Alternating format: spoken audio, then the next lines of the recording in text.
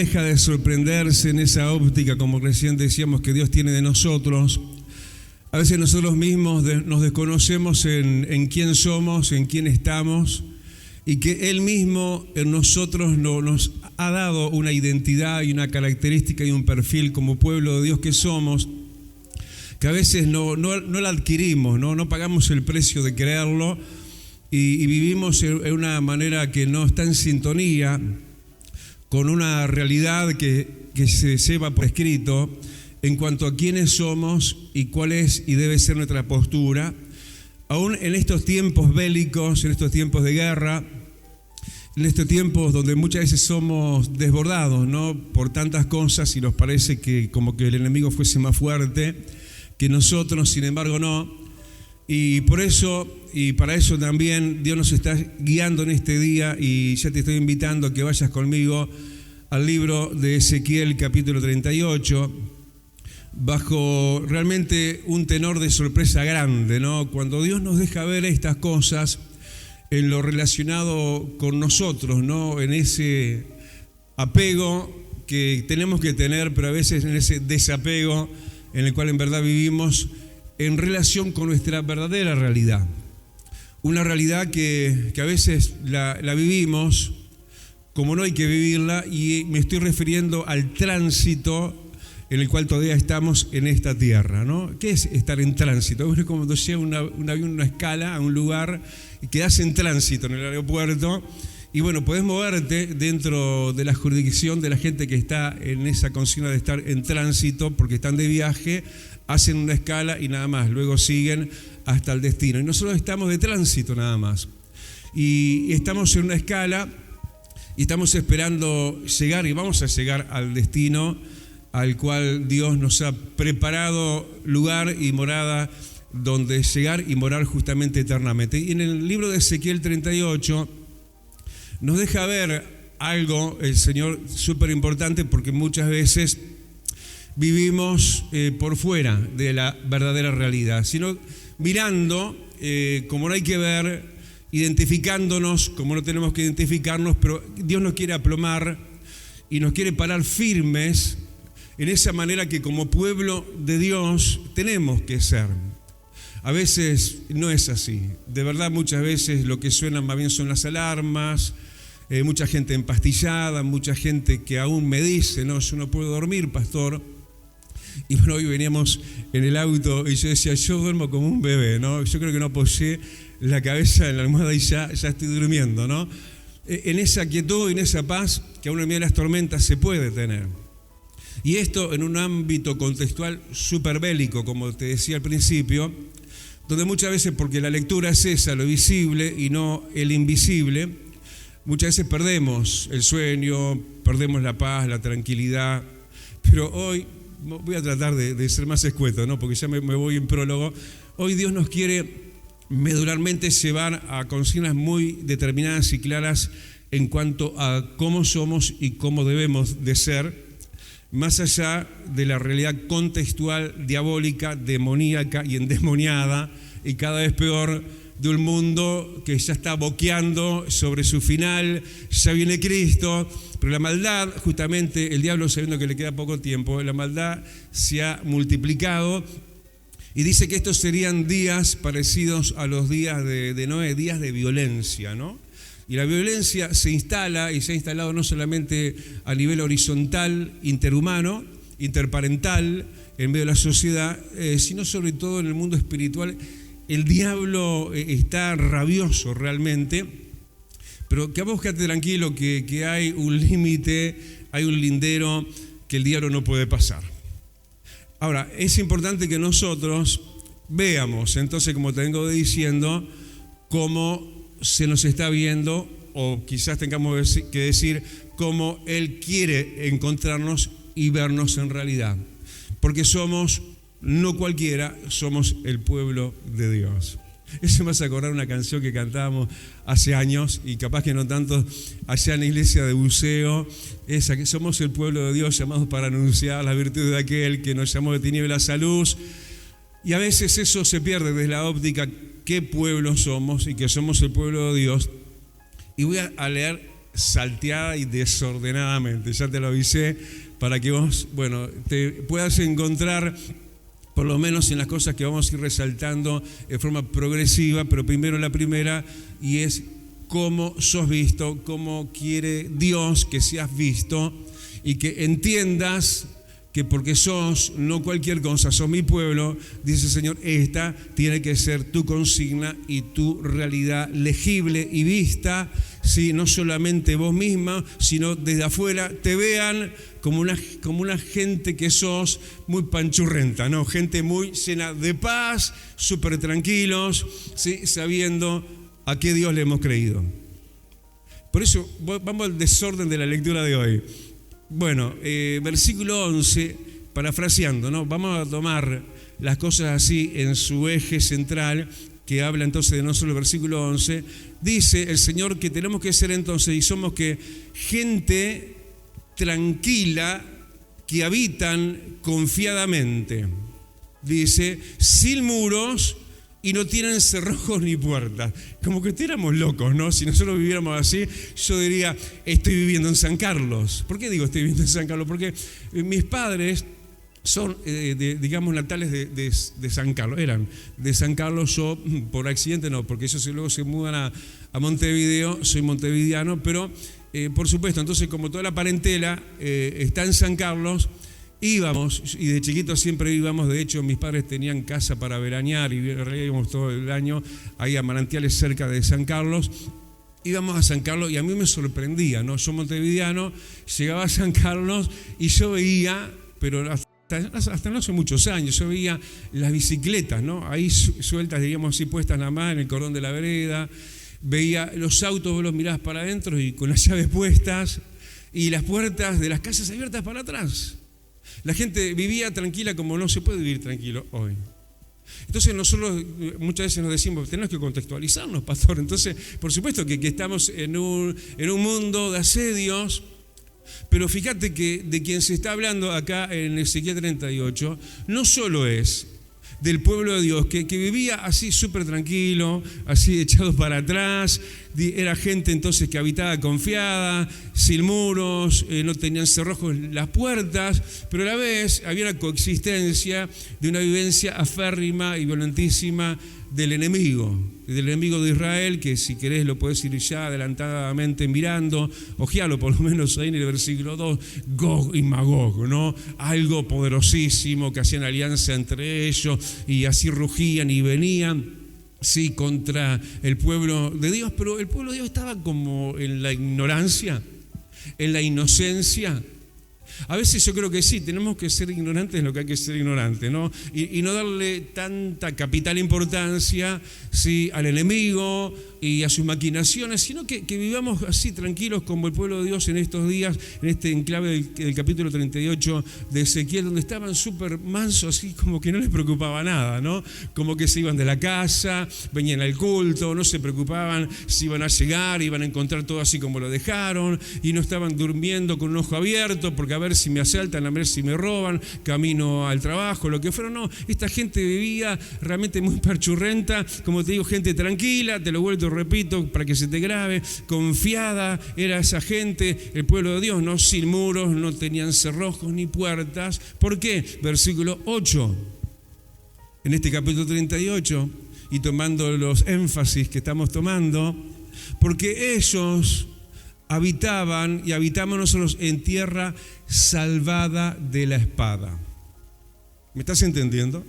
Aunque vos vivas entre Gog y Magog, aunque vos vivas así que los infiernos parece que te están tirando el aliento arriba, ¿no? Y se corre un poco esa boca. No, vos tenés que estar tranquilo, porque vos y yo habitamos en una tierra, desde que fuimos traspolados de nuestra tierra anterior de existencia contextual, sino que ahora estamos habitando una tierra salvada de la espada. ¿Cuántos se saben salvos? Bueno, tu tierra está salvada de la espada, nosotros somos, como también dice el versículo 8, recogidos de muchos pueblos de acá, de más allá, como yo te digo, yo como de orígenes casi que de San Carlos, y otros de otras partes del interior del país, de Montevideo, y no sé de dónde, ¿no? Porque hay gente extranjera recogida, ¿sí?, de muchos pueblos, y fuimos, también aclara el versículo 8, fuimos desolación. En otro tiempo fuimos desolación. ¿Pero qué? Añade ahora el versículo 12. En la segunda mitad sigo tomando una lectura desordenada, pero enfática en lo que Dios quiere resaltar en cuanto a nosotros quiénes somos y cómo pretende Dios que nos sientamos como pueblo de Dios, más allá de las amenazas del enemigo. Nosotros, vuelve a repetir, se vuelve el Señor a poner enfático y vuelve a decir algo que ya lo dijo, el pueblo recogido. Fíjate que eso es un énfasis que parece que Dios lo tiene que volver a repetir. A veces nos recoge y nos desparramamos, nos congrega y dejamos de congregar, y Él te vuelve a recoger. Te vuelve a recoger sobre tus rodillas, sobre esa búsqueda personal, pero congregacional también. Lo vuelve a repetir. Pueblo recogido de entre las naciones, eso es lo que somos, somos multinacionales, ¿no? Somos gente que somos muy diferentes y a la vez al unísono tan iguales, porque tenemos una misma fe, un mismo Dios, una misma esperanza, un mismo bautismo y tenemos un mismo destino. Dale el aplauso grande y decirle siempre: recogeme en tu seno, Dios. Él te recogió y hoy dice: te vuelvo a recoger. A veces como que Dios como que cansa su brazo, ¿no? A veces nosotros somos el brazo de Dios, ¿no? Que vamos, que golpeamos a tu puerta, que insistimos, y ya a veces insistimos más. Algún día Dios lo va a traer, uno dice, ¿no? Y sí, porque en definitiva Dios es el que te recoge, el que te hace que te hagas, versículo 12, somos un pueblo que Dios hace que nos hagamos de ganado y posesiones. Vos viste que, bueno, hablemos de Israel, ¿no? El pueblo original de Dios, pero nosotros también somos como el Israel de Dios. ¿Vos viste que son gente próspera? ¿Viste que nosotros a veces nos creemos que somos lo más ruin y lo último y parece que nos revestimos de un espíritu de miseria, de pobreza, y ahí andamos como el pastor con los codos, la economía con los codos? No. Dios dice que nosotros somos gente que nos vamos a hacer de ganado y de posesiones. Gente próspera. Gente que habita tranquila, gente que no precisa ni cerrojos ni muros, gente que habita en una tierra separada de la espada, pero el enemigo anda como león rugiente. Y nosotros no solo tranquilos, sino prosperando. Nos hacemos de ganado. Ganado tiene que ver con ganancias, ¿no? De ahí viene también la palabra, pero también de posesiones. Yo nunca voy a tener nada, pastor. Yo siempre voy a ser lo que soy. De hecho, vengo de una familia así. No te equivocaste. Yo a veces vengo hablando en estos días con gente y realmente mayúsculamente uno como padre sacando pecho en cuanto a mis hijos, sí, como una descendencia de uno mismo, porque llevamos la prosperidad, la bendición y el favor de Dios, y aún eso se va hacia nuestras generaciones postreras y somos gente próspera. Gente próspera. Yo a veces digo, pero ¿cómo puede ser que Dios me haya dado tanto? A veces digo, pero no puedo creer dónde vivo, cómo son mi situación. Más allá de que yo siempre lo muestro, y no solamente por mostrarlo, sino para unirme, más porque obviamente soy el que soy, ¿no? Soy el pastor, el siervo de este lugar, y a mí realmente me pesa muchísimo no poder ser como el caso, por ejemplo, del apóstol Pablo, que no era así con el resto de las iglesias, pero en la iglesia de Corinto él decidió no ser carga a la iglesia. Entonces eso Dios no me lo ha permitido. Muchas veces pataleé con Dios y le dije: Señor, yo no quiero más ser sostenido por la iglesia. Toda mi vida he sido una persona próspera. Vos sabés todas las cosas que me has dado, cómo de lo poquito hiciste mucho. ¿Por qué tengo que ser de carga para la iglesia? Entonces yo me puse cabezón con Dios. Cuando Dios me da el ministerio, yo sigo con mi trabajo secular, tremendamente próspero. Mi suegro era, bueno, ya muerto, ¿no? Era contador.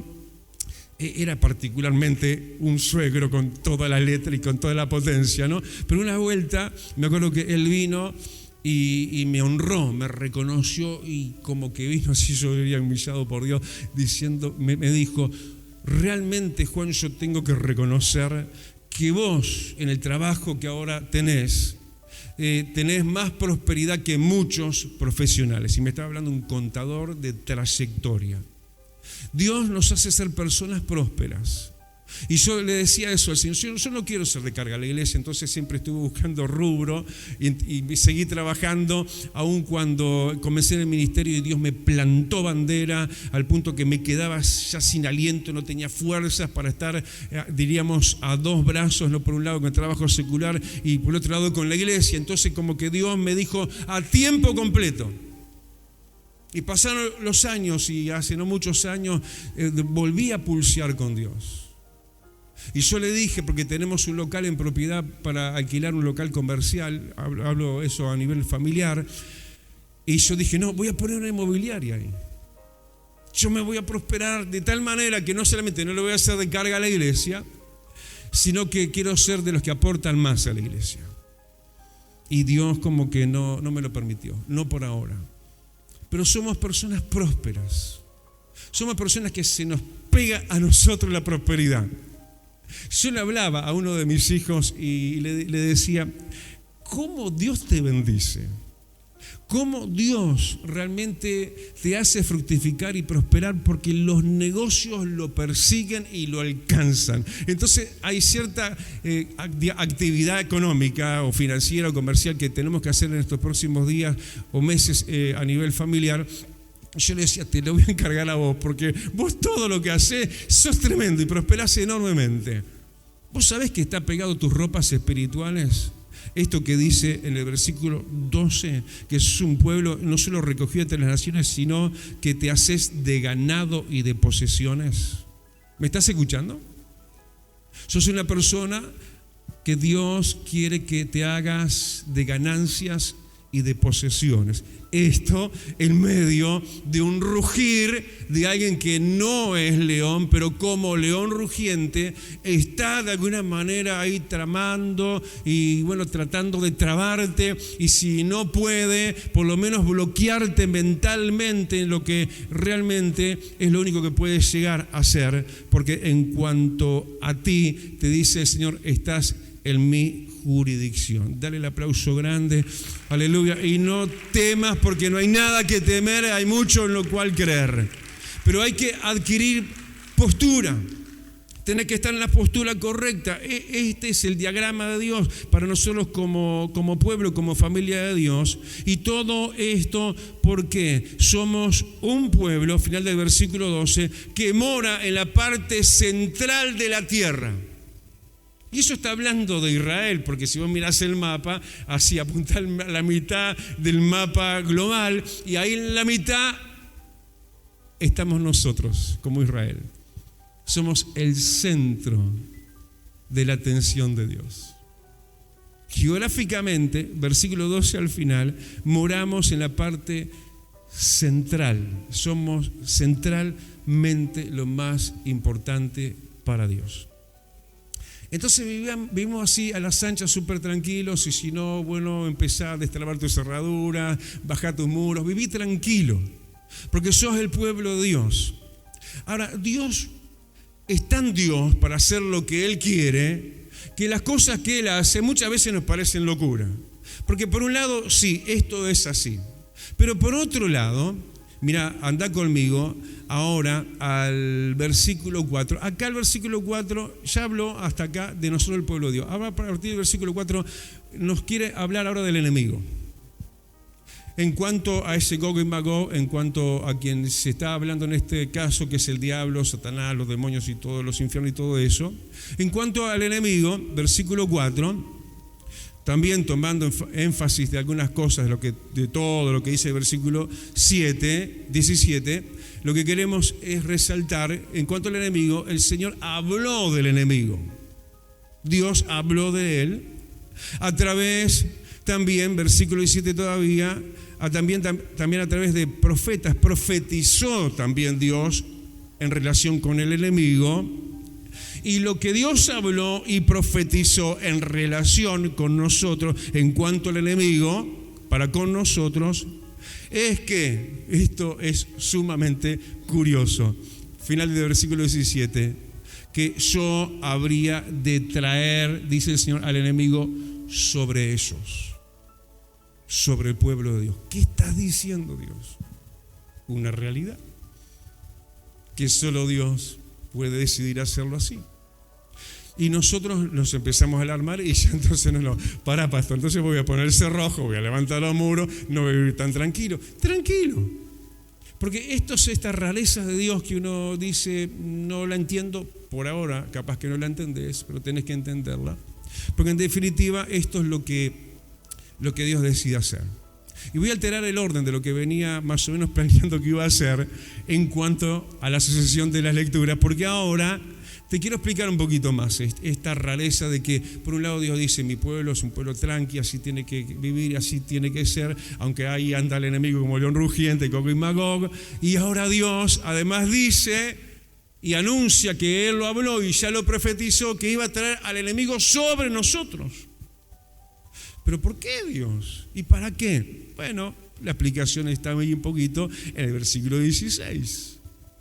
Sabiendo que el enemigo va a subir contra el pueblo de Dios, va a subir como nublado. ¿Viste que de repente se te nubla todo? Decir, ya no veo el sol. ¿Dónde va a brillar y cuándo va a brillar tu sol de justicia? Dios, estoy esperando tu luz, tu calor, tu favor, tu misericordia. Muchas veces pasa esto, sube el enemigo sobre el pueblo de Dios, sube como nublado.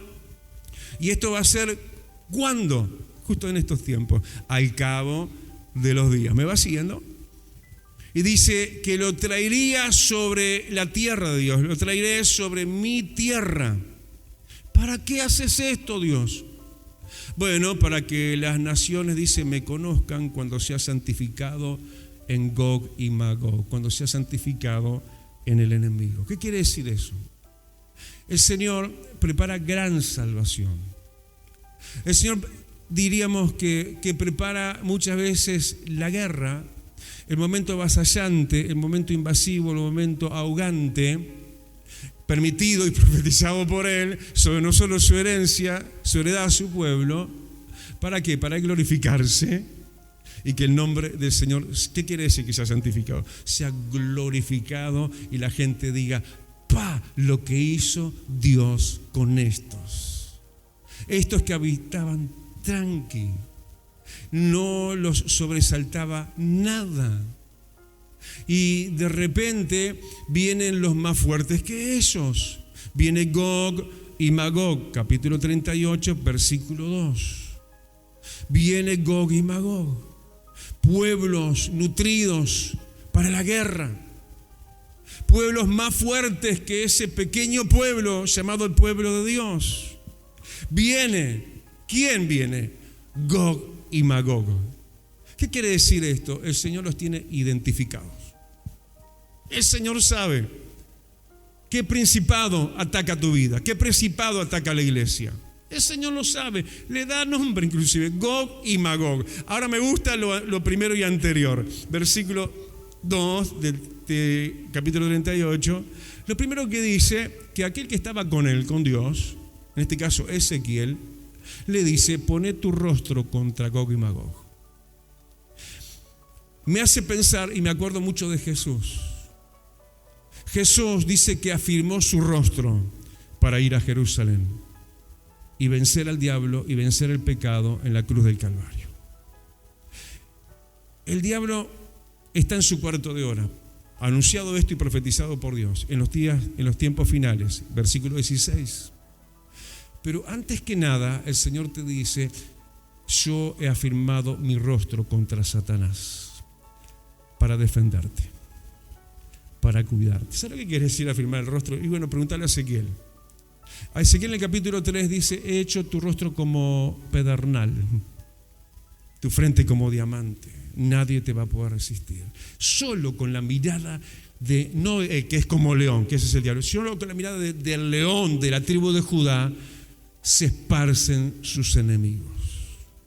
El Señor está afirmando su rostro contra el diablo, con sus ojos como de llama de fuego. Dice que de la boca del Señor sale como una espada, que es la palabra de Dios. El Señor Dios Padre le dice a quien tiene a su lado a favor nuestro, que no es Ezequiel, simbólicamente es Ezequiel acá, pero es Cristo Jesús, el que está por nosotros, a la diestra del Padre, le dice: pon tu rostro ahora contra los infiernos. ¿Contra quién? Ya lo dijimos, simbólicamente se habla del diablo a través de Gog y Magog. Me gusta esto que viene ahora.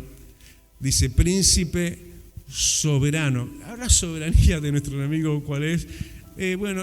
Príncipe soberano de Mesac y Tubal. Ah, sí, entonces ya entendí.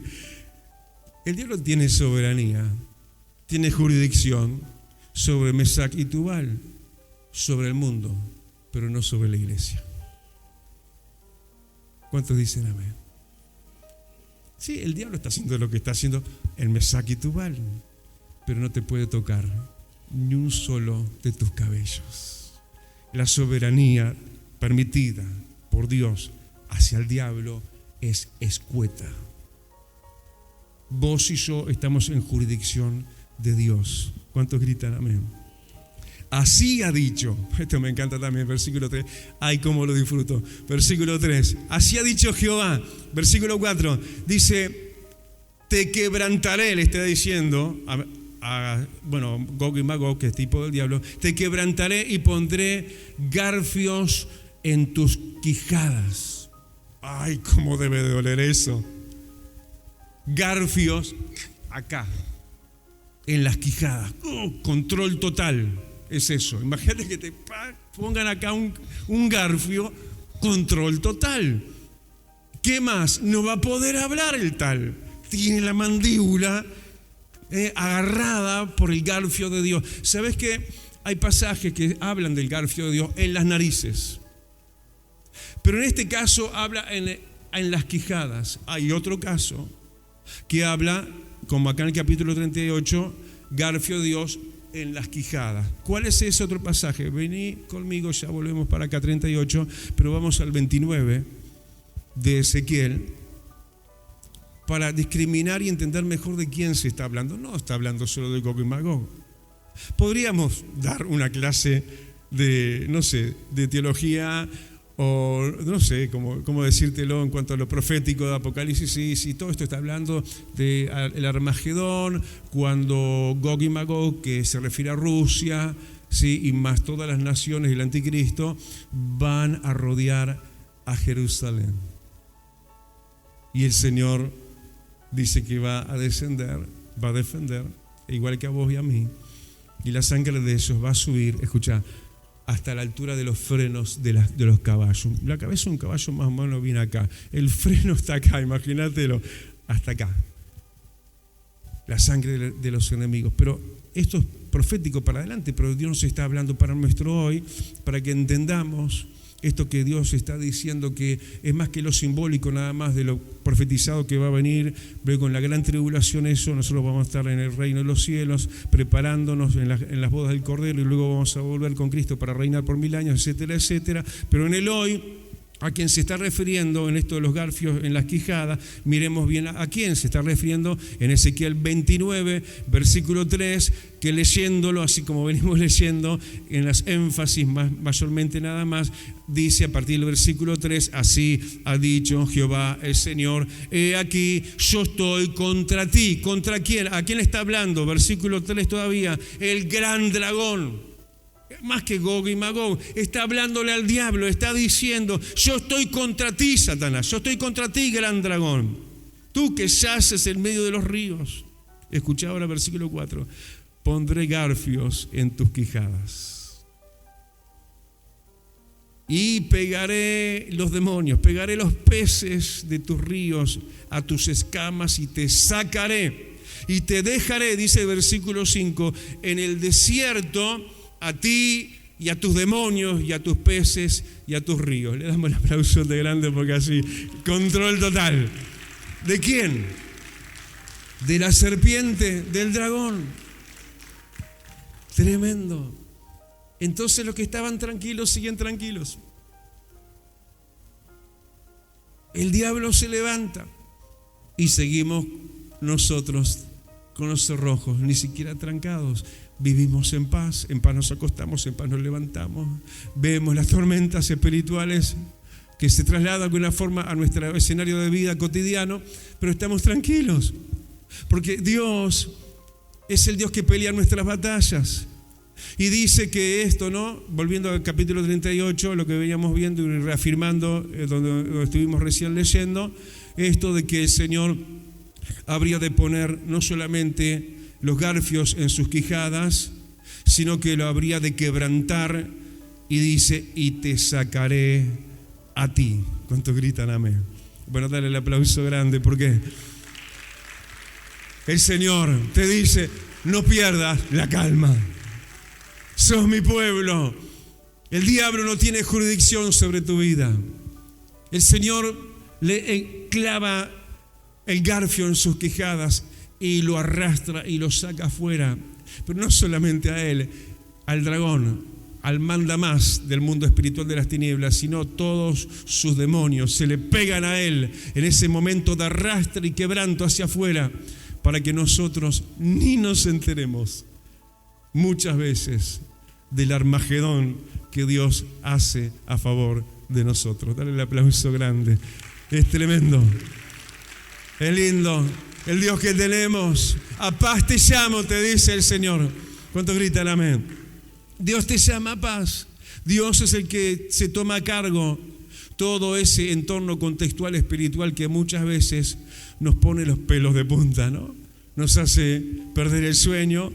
A veces perdemos la calma y la postura que tenemos que tener como pueblo de Dios, gente tranquila, gente que habita confiadamente, gente sin muros, gente que no tiene cerrojo, gente que prospera y tiene que prosperar, no gente paralizada por el miedo, no gente desparramada, sino recogida y vuelta a recoger.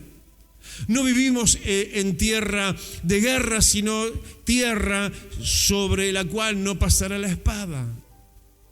Y estamos con un Dios, versículo 22, dice, y yo litigaré contra él. ¿Sabes quién pleitea a tu favor? Litigio, pleito. ¿Sabes quién? Dios pleitea a tu favor. ¿Sabes que el diablo tiene un conflicto grande con vos y conmigo? No sabes. Pero ¿quién es nuestro abogado defensor? ¿Quién litiga por nosotros? El Señor. Yo litigaré a favor tuyo. Versículo 12. Y Dios le dice al diablo, yo litigaré contra él. ¿Y le haré llover? Esto sí, profético, hacia atrás, hacia lo ancestral, así como le pasó a Sodoma y Gomorra, que llovió fuego y azufre. ¿Y a dónde va a ir el diablo? Al lago de fuego y azufre. Pero en este tiempo, como juicios de Dios, a favor de la protección del pueblo de Dios que somos nosotros, Dios, versículo 22, dice que hará llover, final del versículo, dice, piedras de granizo, fuego y azufre. ¿Escuchaste, Satanás? Dios te trae sobre ti y tus demonios y tu principado lluvia de piedra, de granizos, fuego y azufre. ¿Vos sabés que el fuego de azufre es el más caliente? Hay diferentes fuegos. El fuego del gas o no sé, de leña. Bueno, el fuego del azufre es el más incandescente. Ahí es donde se le tiene preparado al diablo su cama eterna de condenación, en fuego y azufre. Pero aún antes de que llegue ese momento final y eterno para él de condenación, el Señor trae lluvia de gracia sobre nosotros que estamos en su jurisdicción, y le trae al diablo lluvias de piedras, de granizo, de fuego y de azufre. Damos otro aplauso grande. Tremendo, qué palabra. ¿Cuántos creyentes hay que la crean? A ver, un grito de júbilo. Dale un aplauso más grande entonces, aleluya, porque a libertad te llamo, dice Dios, a una vida de paz y de confianza. Y entonces lo que decía el versículo 16, Dios lo está permitiendo, y no solamente lo está trayendo muchas veces esto muy cerca de nuestro lindero, que el diablo no puede traspasar, pero lo pone ahí, que hasta le sentimos el aliento, le decíamos del enemigo. Pero el Señor dice al final, versículo 23, y seré engrandecido y santificado y seré conocido entre las naciones por lo que haga contigo, pueblo mío, te dice Dios. Otro aplauso grande. ¡Qué Dios el que tenemos, eh! Nadie a Él se compara. Inclina tu rostro. Aleluya, sos heredero de la gloria de Dios. Vivimos un escenario particionado.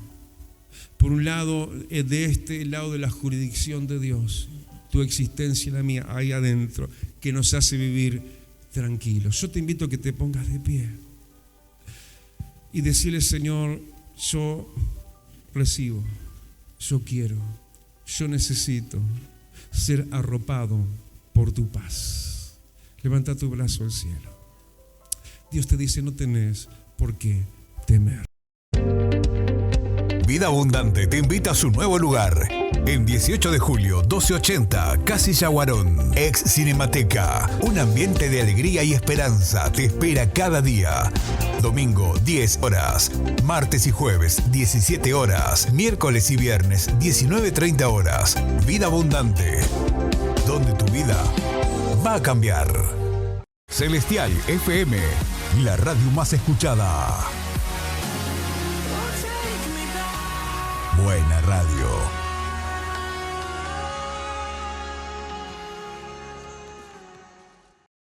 Ahora podés descargar de Play Store la aplicación de Celestial FM 90.7.